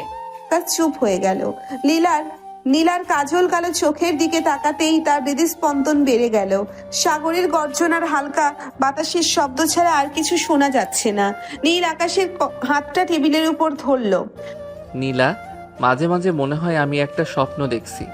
আপনার মতো এইরকম এক রাজকন্যা কেন আমার মতো এই গদাইরে ভালোবাসলো? কারণ রাজকন্যারা সবসময় রাজপুত্রের খোঁজ করে না আকাশ। তারা এমন একজন মানুষকে খোঁজে যার বুকে মাথা রাখলে পৃথিবীটা নিরাপদ মনে হয়। তুমি আমার সেই নিরাপদ আশ্রয়। আর তুমি এমনিতেও কোটি টাকার মালিক, সে তো আমি জানি, কিন্তু তুমি এই যে গদাই মার্কা সহজ চলাচল করো, এটাই আমার পছন্দ। আকাশ ধীরে ধীরে উঠে এসে নীলার পাশে দাঁড়ালো। সে নীলার হাত ধরে ওকে নিজের খুব কাছে টেনে নিল। নীলা আকাশের কাঁধে। আকাশ নীলার চিবুকটা আলতো করে উঁচিয়ে ধরলো। নীলার নিঃশ্বাস তখন তপ্ত হয়ে উঠেছে। আকাশ খুব সন্তর্পণে নীলার কপালে একটা দীর্ঘ চুমু খেলো। তার ঠোঁটের স্পর্শে যেন এক মায়াবী ঘোর চলে গেল। আকাশ নীলার কানের কাছে মুখ নিয়ে ফিসফিস করে বলল, আমি হয়তো কবিতা বলতে পারি না, কিন্তু আমার প্রতিটা নিঃশ্বাসে শুধু তোমার নাম লেখা আছে। নীলা অবাধ্য হয়ে আকাশের গলা জড়িয়ে ধরলো। তারা দুজনের সেই নির্জনতায় হারিয়ে গেছে। আকাশের হাতের আঙ্গুলগুলো নীলার চুলে খেলা করছিল, আর নীলা অনুভব করছিল আকাশের বলিষ্ঠ দেহের উষ্ণতা। দীর্ঘ সময় ধরে তারা একে অপরকে অনুভব করলো। কোনো তাড়া নেই, কোনো অপমান নেই, শুধু এক গভীর অনুরাগের বহিঃপ্রকাশ। রোমান্টিক মুহূর্তের রেশ কাটতে না কাটতেই শুরু হলো কমেডি। রাত তখন গভীর। আকাশ বাথরুমে ঢুকেছে ফ্রেশ হতে। হঠাৎ ভেতর থেকে তার চিৎকার, ওরে বাবারে, নীলামণি, বাঁচান, আমাকে বাঁচান। নীলা দৌড়ে বাথরুমের দরজার কাছে গেল। কি হয়েছে আকাশ? সাপ ঢুকেছে? আকাশ দরজা খুলে ভেজা অবস্থায় বেরিয়ে এসে বলল, সাপ না, এটা কেমন কমোড। আমি বসতেই নিচ থেকে পানি আইসা আমার একদম ভিজাইয়া দিছে। বিদেশের মানুষকে এইভাবেই মানুষের ভয় দেখায়? নীলা হেসে মেঝেতে গড়িয়ে পড়ার দশা। আরে গদাই, ওটা তো অটোমেটিক বিডেট, তুমি ভুল বোতামে চাপ দিয়েছো। আচ্ছা, আমি ভাবছি সাগরের হাঙর বুঝি নিচ দিয়ে আক্রমণ করলো। ধুর, এই মালদ্বীপে শান্তিতে বাথরুমেও যাওয়া যায় না। এর চেয়ে আমার গ্রামের ওই বদনার বালতিই ভালো ছিল। আকাশ ভেজা চুলে গামছা পেঁচিয়ে বিছানায় বসে রইল। নীলা হাসতে হাসতে আকাশের মাথায় তোয়ালে দিয়ে ঘষতে শুরু করলো। তুমি না থাকলে আমার জীবনটা তো রঙিন হতো না আকাশ। নীলা আকাশের বুকে মাথা রেখে পরম শান্তিতে চোখ বুঝলো। সাগরের ঢেউয়ের শব্দ তখন যেন লরি গাইছে। মালদ্বীপের নীল জলরাশির ওপর রোদ ঝিকিমিকি করছে। আকাশ আর নীলা একটি স্পিড বোটে করে সমুদ্রের মাঝখানে যাচ্ছে স্কুবা ডাইভিং করতে। আকাশ গায়ে লাইফ জ্যাকেট পরে এমন ভাবে বসে আছে যেন সে মহাকাশে যাচ্ছে। নীলামণি, এটা কি আসলেও দরকার? সাগরের নিচে মাছ আছে তো আমরা উপর থেকে দেখলেই পারি। অহেতুক নিচে গিয়া ওদের ডিস্টার্ব করার মানে হয় না। মাছগুলো যদি কামড় দেয়? আরে গদাই, মাছ কামড়াবে না, আর তোমার অক্সিজেন মাস্ক তো থাকবেই। তুমি কি জানো সাগরের নিচে অন্য এক জগৎ। আমি চাই আমরা দুজন সেখানে হাত ধরে কিছুক্ষণ থাকি। হাত ধরলে তো ঠিক আছে, কিন্তু ওই যে বড় সিলিন্ডারটা পিঠে ঝুলাইয়া দিছে, ওটা নিয়ে তো আমি মাছের মতো না, ব্যাঙের মতো ভাসুম। নীলা আকাশের দিকে তাকিয়ে একটু থমকে গেল। আকাশকে আজ লাইফ জ্যাকেট আর সানগ্লাসে বেশ স্মার্ট লাগছে। সে জানে আকাশ কতটা বুদ্ধিমান আর কত বড় ধনী, কিন্তু তার এই বোকামির ঢং মাঝে মাঝে নীলাকে খুব ভাবায়। সে আকাশের খুব কাছে গিয়ে দাঁড়ালো। আকাশ, একটা কথা সত্যি করে বলবে? তুমি তো এখন আমাদের এই বিশাল সাম্রাজ্যের ডিরেক্টর। তোমার হাতে কোটি কোটি টাকা। তুমি চাইলে দামি দামি ব্র্যান্ডের কাপড় পরতে পারো, আধুনিক সব জিনিস চেনো। তবুও কেন এই যে কিছু চিনি না, কিছু বুঝি না বলে এত ঢং করো? ঢং করি না তো নীলামণি। আসলে বড়লোক হওয়াটা একটা অভ্যাসের ব্যাপার হইতে পারে, কিন্তু আমি গরিবী চলা পছন্দ করি। আমার মা একটা কথা বলতো, পায়ের নিচে মাটি থাকলে মনটা শান্ত থাকে। আমি যদি সব স্মার্ট সাজি, তবে আপনার মতো জেদি একটা মেয়েকে কে সামলাইব? আপনার এই রাগী মুখটা দেখা আমি যখন বোকামি করি, তখন আপনার মুখে যে হাসিটা ফুটে ওঠে, সেটা কি কোটি টাকা দিয়া কেনা যাইব? নীলা স্তব্ধ হয়ে গেল। আকাশের এই সহজ উত্তরের পেছনে যে কত বড় দর্শন লুকিয়ে আছে তা সে আজ বুঝতে পারলো। সে আকাশের গালে একটা মৃদু চুমু খেয়ে বলল, তুমি আসলেও একটা পিস আকাশ। অবশেষে তারা সাগরের গভীরে নামলো। চারিদিকে রঙিন কোরাল আর হাজারো নাম না জানা মাছের মেলা। অক্সিজেন মাস্ক মুখে থাকায় কেউ কথা বলতে পারছে না, কিন্তু নীলা দেখলো আকাশ তার হাতটা শক্ত করে ধরে আছে। পানির নিচে চারপাশটা একদম শান্ত। নীলা আকাশের দিকে তাকিয়ে ইশারায় জিজ্ঞেস করলো সে কেমন আছে। আকাশ তার হাতের বুড়ো আঙুল দেখিয়ে ঠিক আছে বোঝালো, এবং হঠাৎ পানির নিচেই নীলার দিকে একটা উড়ন্ত চুমু ছুঁড়ে দিল। নীলা পানির নিচেই হেসে ফেললো। তাদের চারপাশে বুদবুদ উঠছে। আকাশ নীলার কোমর জড়িয়ে ধরে তাকে একটা বড় কোরালের কাছে নিয়ে গেল। সেখানে মাছেরা তাদের চারপাশ দিয়ে ঘুরে বেড়াচ্ছে। পানির নিচে সেই নির্জনতায় নীলা অনুভব করলো আকাশের শরীরের উষ্ণতা। আকাশ নীলার চশমার ওপর দিয়ে ওর কপালে নিজের কপাল ঠেকালো। কোনো কথা ছাড়াই সেই মুহূর্তে তাদের মাঝে এক গভীর ভালোবাসার বিনিময় হলো। মনে হচ্ছিল সময় যেন থমকে গেছে। সাগরের নিচ থেকে উঠে আসার পর আকাশ পুরো চাঙ্গা, কিন্তু ডিনারের সময় আবার শুরু হলো তার কমেডি। তারা একটা আন্ডার ওয়াটার রেস্টুরেন্টে বসেছে। চারপাশেই কাজ আর তার ওপাশে বিশাল সব মাছ সাঁতার কাটছে। আকাশ মেনু কার্ড দেখে কপাল কুঁচকে, নীলামণি, এরা কি সব কাঁচা মাছ খাওয়াই নাকি? এই যে সব সুশি টুসি লিখছে, এগুলো তো জাপানি মাছের নাম। আমার তো পেটে সহ্য হইব না। আরে না আকাশ, এগুলো দামি খাবার। তুমি তো বড়লোক হয়ে গেছো, একটু ট্রাই করো। বড়লোক হইছি বইলা কি পেট নষ্ট করুম? আমি বরং রিসেপশনে গিয়া বলি যদি একটু ডাল ভাত আর আলু ভর্তা পাওয়া যায়। আর ওই দেখেন, একটা বড় হাঙর আমার প্লেটের দিকে কেমন কইরা তাকায় আছে। ওরে কি একটা টুকরা দিমু নাকি? আকাশ, মাছ তোমাকে দেখছে না, তুমি মাছকে দেখছো। চুপচাপ বসে এই চিংড়িটা খাও। আকাশ চিংড়ি খেতে গিয়ে চামচ দিয়ে খোঁচা মারলো, আর অমনি চিংড়িটা লাফ দিয়ে পাশের টেবিলে এক ফরাসি দম্পতির গ্লাসের ভেতরে গিয়ে পড়লো। সরি ভাইজান, আমার চিংড়ি মাছটা মনে হয় আপনার ড্রিঙ্কস দেখা লোভ সামলাইতে পারে নাই। ওরে ফিরাইয়া দেন, আমি আবার বাটিতে রাখতাছি। ফরাসি ভদ্রলোক হ্যাবলা হয়ে তাকিয়ে রইলেন। নীলা লজ্জায় টিস্যু দিয়ে নিজের মুখ ঢেকে হাসতে লাগলো। এরপর তারা ভিলাতে চলে যায়। রাতে ভিলার ব্যালকনিতে তারা বসে আছে। আকাশে প্রচুর তারা। নীলামণি, মালদ্বীপ সুন্দর ঠিকই, কিন্তু আপনার এই রাগটা না থাকলে আরো বেশি সুন্দর লাগতো। আমার রাগ তো তুমিই কমালে আকাশ। এখন তো আর রাগ হয় না, শুধু তোমার ওই বোকামি দেখে হাসি পায়। আকাশ নীলার মাথা নিজের কাঁধে টেনে নিল। সে নিচু স্বরে গাইতে শুরু করলো, এই পথ যদি না শেষ হয়। নীলা চোখ বন্ধ করে আকাশের বুকের ধকপকানি শুনতে লাগলো। সে বুঝতে পারছে এই সাধারণ ছেলেটাই তার জীবনের সবচেয়ে বড় অসাধারণ প্রাপ্তি। মালদ্বীপের ওয়াটার ভিলার চারপাশটা তখন অদ্ভুত নিস্তব্ধ। জানালার ওপাশে সমুদ্রের জলরাশি চাঁদের আলোয় রূপালী চাদরের মতো ঝিকমিক করছে। আকাশ বারান্দার রেলিং ধরে দাঁড়িয়েছিল। তার মনে এক অন্য রকম প্রশান্তি। ঠিক তখনই বাথরুমের দরজা খোলার শব্দে সে পেছনে ফিরে তাকালো। বাথরুম থেকে বের হওয়া নীলার দিকে তাকিয়ে আকাশের পায়ের তলা থেকে যেন মাটি সরে গেল। নীলার পরনে একদম হালকা ল্যাভেন্ডার রঙের একটি সিল্কের স্লিভলেস ড্রেস, তার ভেজা চুলগুলো একটি সাদা তোয়ালে দিয়ে মাথায় চূড়ার মতো করে বাঁধা। তোয়ালের ভাঁজ থেকে চুইয়ে পড়া 2-1 ফোঁটা জল তার মসৃণ ঘাড় দিয়ে গড়িয়ে নামছে। সাবানের এক অপূর্ব সুবাসে ঘরটা ভরে গেল। আকাশ মন্ত্রমুগ্ধের মতো এগিয়ে এলো, তার চোখে মুখে তখন রাজ্যের ঘোর। নীলা ড্রেসিং টেবিলের সামনে দাঁড়িয়ে আয়নায় নিজেকে দেখছিল। আকাশ তার একদম পেছনে গিয়ে দাঁড়ালো। আয়নায় দুজনের চোখাচোখি হতেই নীলার ঠোঁটে এক লাজুক হাসি ফুটে উঠল। কিভাবে তাকিয়ে আছো আকাশ, যেন এই প্রথম দেখলে? আকাশ কথা বলল না, সে নিজের দুহাত দিয়ে নীলার কোমরের দুপাশ জড়িয়ে ধরলো।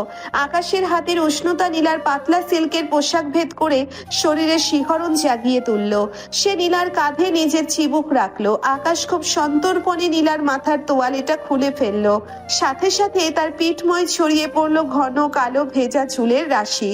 আকাশ তার নাক ডুবিয়ে দিল সেই ভেজা চুলের ঘ্রাণে। তার হাতের আঙ্গুলগুলো নীলার কোমরের ভাঁজে আলতো করে বিচরণ ছিল। আকাশ নীলার ঘাড়ে ছোট ছোট চুমু আঁকতে লাগলো। প্রতিটি স্পর্শে নীলা যেন আরো বেশি কাবু হয়ে যাচ্ছিল। সে আকাশের বলিষ্ঠ হাতের ওপর নিজের হাত রেখে শক্ত করে চেপে ধরলো। আকাশের নিঃশ্বাস তখন নীলার কানের পাশে তপ্ত হয়ে আছড়ে পড়ছে। নীলামণি, বড়লোক হওয়ার জেদ আমি কোনো দিন করিনি, কিন্তু আপনাকে নিজের করে পাওয়ার জেদটা আজ আমার হার মেনেছে। আপনি আমার জীবনের সবচেয়ে সুন্দর পাওয়া। আকাশ নীলাকে আলতো করে নিচের দিকে ঘুরিয়ে নিল। নীলার চোখ দুটো তখন বুজে আসছে আবেশে। আকাশ নীলার চিবুকটা ধরে মুখটা একটু উঁচিয়ে ধরলো। নীলার ভেজা ঠোঁট দুটো কাঁপছে। আকাশ ঝুঁকে এলো নীলার দিকে। যখন তাদের ঠোঁট এক হলো তখন এক দীর্ঘ ও নিবিড় চুম্বনে তারা একে অপরের মাঝে হারিয়ে গেল। পৃথিবীর সব নিয়ম, সব জেদ আজ তুচ্ছ হয়ে গেল এই এক মুহূর্তের মিলনে। আকাশ নীলাকে পাঁচা কোলা করে তুলে নিল। নীলা তার 2 হাত আকাশের গলায় পেঁচিয়ে ধরলো। আকাশ খুব সাবধানে তাকে বিছানার নরম গদির ওপর শুইয়ে দিল। ঘরের ডিম লাইটের নীলচে আলোয় নীলাকে এক অপার্থিব সুন্দরের প্রতিমূর্তির মতো লাগছিল। আকাশ নীলার ঠিক ওপরে ঝুঁকে এলো। সে নীলার অবাধ্য চুলগুলো কপাল থেকে সরিয়ে দিয়ে ওর চোখে চোখ রাখলো। আকাশের সেই চিরচেনা সারল্য আজ এক গভীর পুরুষালী তেজে রূপান্তরিত হয়েছে। সে নীলার হাতের প্রতিটি আঙ্গুলে, হাতের তালুতে আর কবজিতে নিবিড়ভাবে চুমু খেতে লাগলো। নীলা আকাশের শার্টের বোতামগুলো একে একে খুলতে শুরু করলো। সে অনুভব করতে চাইলো আকাশের হৃৎপিণ্ডের দ্রুত ওঠানামা। আকাশ যখন নীলার গলার লতিতে নিজের ঠোঁট ছুঁয়ালো, নীলার মুখ দিয়ে এক অস্ফুট গোঙানি বেরিয়ে এলো। সে আকাশকে আরো নিবিড়ভাবে নিজের কাছে টেনে নিল। সেই রাতে সমুদ্রের ঢেউয়ের সাথে তাল মিলিয়ে তাদের দুজনের হৃদস্পন্দন এক হয়ে গিয়েছিল। কোনো কৃত্রিমতা ছাড়াই তারা একে অপরকে অনুভব করছিল। দীর্ঘ সময় ধরে চলা এই স্পর্শ আর ভালোবাসার বিনিময়ে তারা দুজনেই এক নতুন দিগন্তের সন্ধান পেল। আকাশের বাহু বন্ধনে নিজেকে সঁপে দিয়ে নীলা অনুভব করলো এই মানুষটিই তার জীবনের প্রকৃত আশ্রয়। ভোর হওয়ার ঠিক আগের মুহূর্তে নীলা আকাশের বুকে মাথা রেখে শুয়েছিল। আকাশের আঙ্গুলগুলো নীলার চুলে খেলা করছিল। পুরো ঘরে তখন এক শান্তির আবহ। আকাশ, আমরা কি সবসময় এমনই থাকবো? থাকবো নীলা, শুধু আপনি আমার ওই বোকামিগুলো একটু সইয়া নিয়েন। নীলা হেসে আকাশের বুকে একটা কামড় দিল। ফাজিল, এখনো বোকামির কথা ভুললে না? আকাশ হাসলো। মালদ্বীপের সেই মোহময় রাত কাটিয়ে যখন আকাশ আর নীলা দেশের মাটিতে পা রাখলো তখন এয়ারপোর্টের বাইরে আবহাওয়াটা বেশ থমথমে। আরশাদ চৌধুরী তাদের নিতে আসার কথা থাকলেও তার জায়গায় এসেছে একটি কালো রঙের মাইক্রোবাস। চালকের আসনে বসা লোকটির বুক অর্ধেক ঢাকা। আকাশ, বাবার তো আসার কথা ছিল, এই গাড়িটা কার? ড্রাইভারকেও তো চিনতে পারছি না। আর নীলামণি, বড়লোকদের কত গাড়ি, হয়তো নতুন কিনছে। চলেন উঠি, অনেক ক্লান্ত লাগছে। আকাশ গাড়ির দিকে এগিয়ে যেতেই নীলা তার হাত শক্ত করে ধরলো। সে দেখতে পেল গাড়ির ভেতর আরো 2জন লোক বসে আছে, যাদের পকেটে অস্ত্রের অবয়ব স্পষ্ট। নীলা বুঝতে পারলো এটা কোনো সাধারণ অভ্যর্থনা নয়। গাড়ি থেকে আচমকা 3জন গুন্ডা বেরিয়ে এলো। তাদের হাতে লোহার রড আর পিস্তল। তারা সরাসরি আকাশের দিকে তেড়ে এলো। তৌসিফ ভাই জেলে থাকলেও তার হাত অনেক লম্বা। এই ছোকরাকে আজ দুনিয়া থেকে সরিয়ে দিতে হবে। তারা আকাশকে লক্ষ্য করে রড চালাতে যাবে, ঠিক তখনই ঘটে গেল এক অভাবনীয় কাণ্ড। আকাশ লড়াই করার প্রস্তুতি নিচ্ছিল, কিন্তু তার আগেই নীলা এক ঝটকায় আকাশকে নিজের পেছনে সরিয়ে দিল। খবরদার, আমার স্বামীর গায়ে হাত দেওয়ার আগে আমার সাথে লড়তে হবে। আমি নীলা চৌধুরী শুধু বিজনেস ডিল করতে জানি না, শয়তানদের হাড় গুঁড়ো করতেও জানি। নীলা তার দামি চামড়ার ব্যাগটা দিয়ে প্রথম গুন্ডার মাথায় সজোরে আঘাত করলো। ব্যাগটার চেইন আর ধাতব অংশ গুন্ডাটির কপালে লেগে রক্ত ঝরতে শুরু করলো। গুন্ডারা থমকে গেল, তারা কল্পনাও করেনি এই মেয়েটি এভাবে রুখে দাঁড়াবে। দ্বিতীয় গুন্ডাটি নীলার দিকে হাত বাড়াতেই নীলা তার হাই হিল জুতো খুলে এক গুন্ডাটির পায়ে সজোরে ছুড়ে দিল। গুন্ডাটি ব্যথায় কুকড়ে যেতেই নীলা তার পিস্তল ধরা হাতটা মুচড়ে ধরলো। ওরে বাবারে, নীলামণি, আপনি তো দেখি লেডিস সিঙ্গাম। আমি তো ভাবছিলাম আমার লাঠি খেলা দেখামো, আপনি তো ব্যাগ আর জুতা দিয়াই অর্ধেক সাফ কইরা দিছেন। চুপ করো আকাশ, তুমি একটু সরো তো। এরা ভেবেছে তুমি একা বলেই তোমাকে মারবে। আজ আমি দেখাবো ভালোবাসার মানুষের জন্য আমি কতটা ভয়ঙ্কর হতে পারি। বাকি গুন্ডারা যখন একসাথে আক্রমণ করতে এলো, নীলা এয়ারপোর্টের একটি লোহার ব্যারিকেড টেনে এনে তাদের সামনে পথ আগলে দাঁড়ালো। সে যেন এক জ্যান্ত ঢাল, যার ওপাশে আকাশকে ছোঁয়ার সাধ্য কারণে। ঠিক তখনই পুলিশের সাইরেন শোনা গেল। নীলা একাই গুন্ডাদের আটকে রেখেছিল ততক্ষণে। পুলিশ আসতেই গুন্ডারা পালিয়ে যাওয়ার চেষ্টা করলো, কিন্তু ধরা পড়লো। ধুলোবালি আর ঘামে নীলার সেই মেকআপ আজ নষ্ট, শাড়িটা অবিন্যস্ত, কিন্তু তার চোখে মুখে এক রাজকীয় তেজ। আকাশ ধীর পায়ে নীলার কাছে এলো। সে নীলার হাত থেকে ব্যাগটা নিল এবং ওর ধুলো মাখা হাত দুটো নিচের হাতের তালুতে রাখলো। নীলা, আপনি আজ যা করলেন, আমি তো ভাবছিলাম আমি আপনাকে সারা জীবন রক্ষা করুম, কিন্তু আজ আপনি আমার জীবন বাঁচালেন। ওরা তোমাকে মারতে চেয়েছিল আকাশ, আমার সব চলে গেলেও চলতো, কিন্তু তোমার কিছু হলে আমি বাঁচতাম না। আজ থেকে আমি তোমার সব বিপদের সামনে দেওয়াল হয়ে থাকবো। আকাশ নীলাকে জড়িয়ে ধরলো। এয়ারপোর্টের মানুষের ভিড়, পুলিশের হইচই, সবকিছুর মাঝে তারা দুজন এক নিবিড় আলিঙ্গনে আবদ্ধ হয়ে রইল। আকাশ নীলার কপালে একটা দীর্ঘ চুমু খেলো। তার চোখে আজ আর কোনো বোকামি নেই, আছে কৃতজ্ঞতা আর ভালোবাসা। বাড়িতে ফেরার পর আরশাদ চৌধুরী সব শুনে স্তম্ভিত হয়ে গেলেন। তৌসিফ জেল থেকে বসে এই চাল চেলেছে। নীলা এবার আর চুপ করে থাকলো না। সে নিজের সব জেদ আর বুদ্ধি খাটিয়ে তৌসিফের সব বিজনেস পার্টনারদের সাথে মিটিং ডাকলো, কিন্তু তৌসিফের পিছনে আরো বড় কোনো শক্তি কাজ করছে।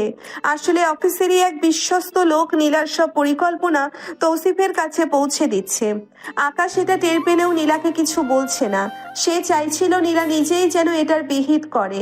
সেদিন রাতে নীলা ক্লান্ত হয়ে ঘরে ফিরল। আকাশ আগে থেকেই তার জন্য গরম জল আর ওষুধ রেডি করে রেখেছে।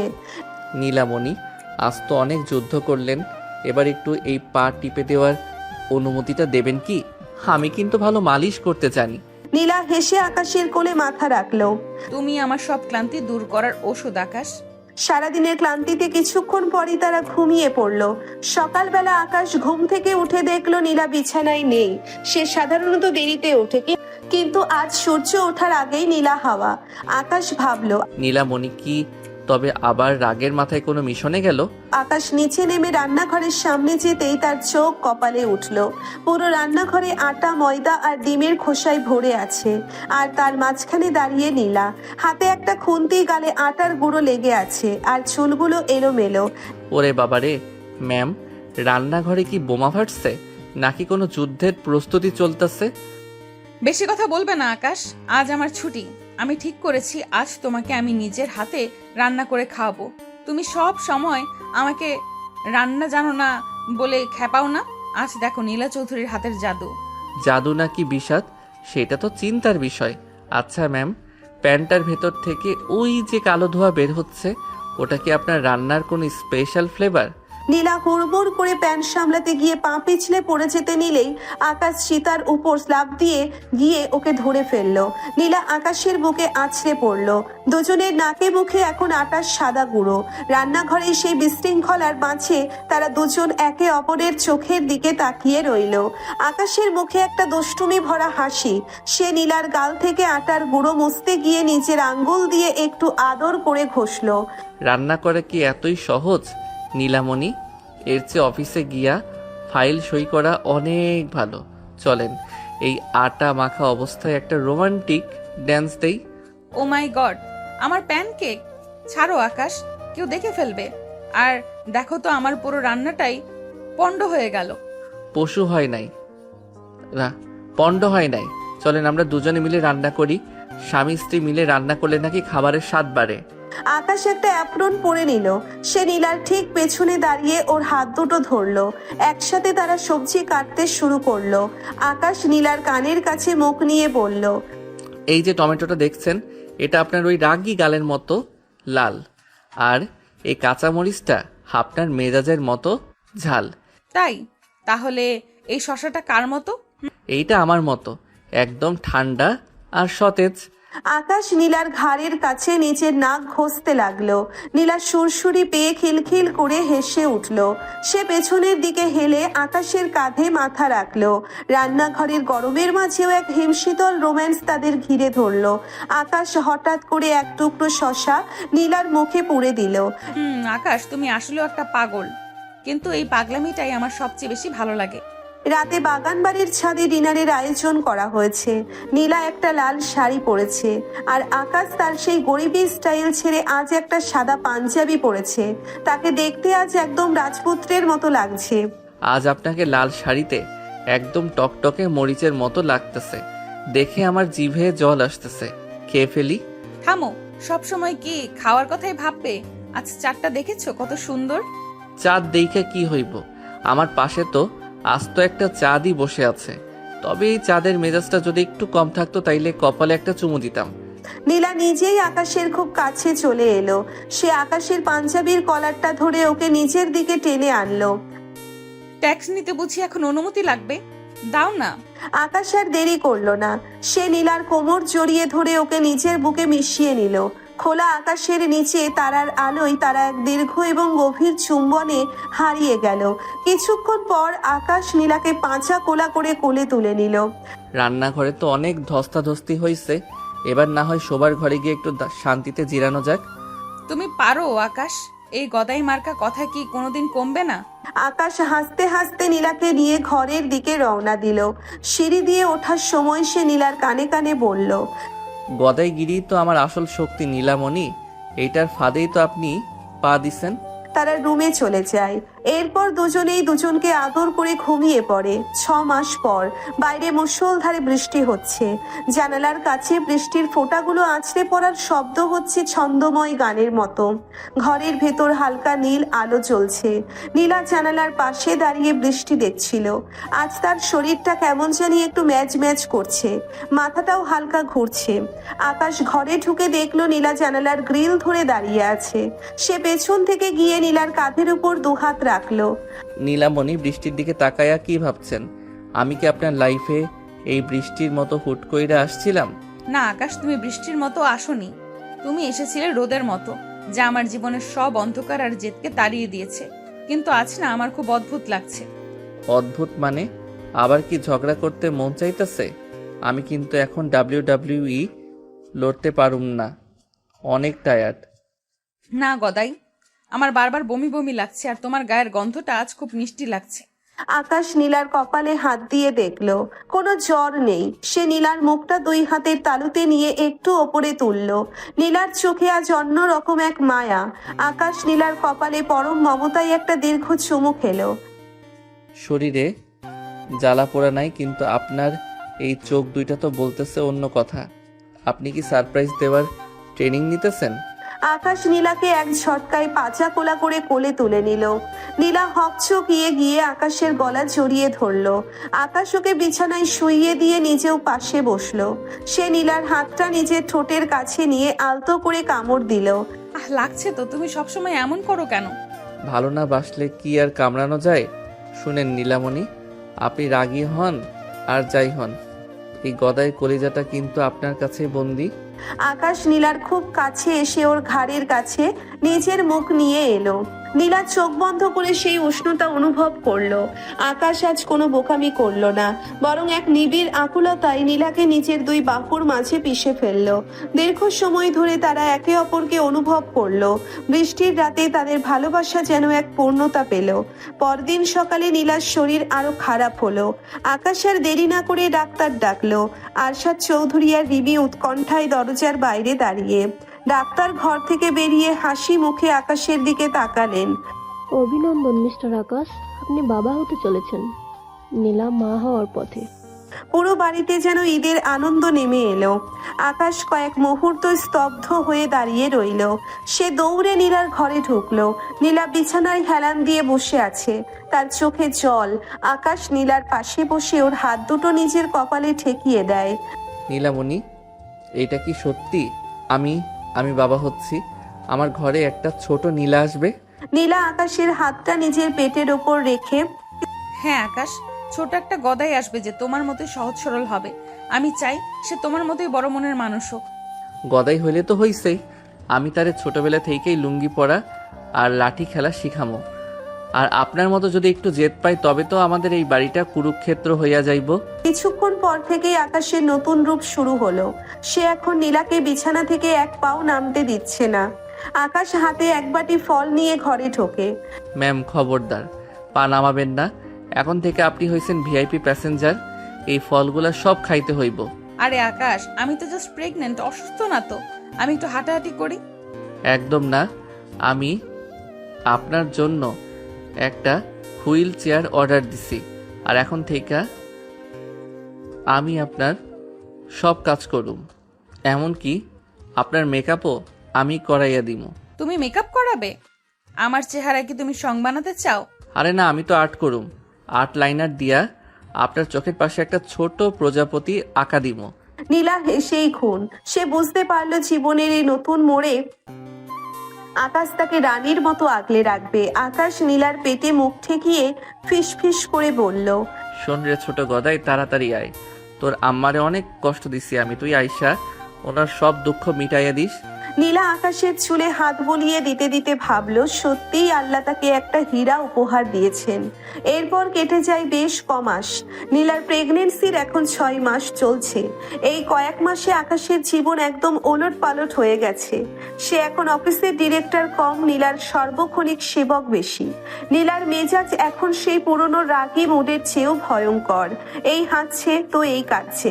রাত তখন 2:30। পুরো শহর নিস্তব্ধ। আকাশ নাক ডেকে ঘুমাচ্ছে। হঠাৎ নীলা তাকে জোরে একটা ধাক্কা দিল।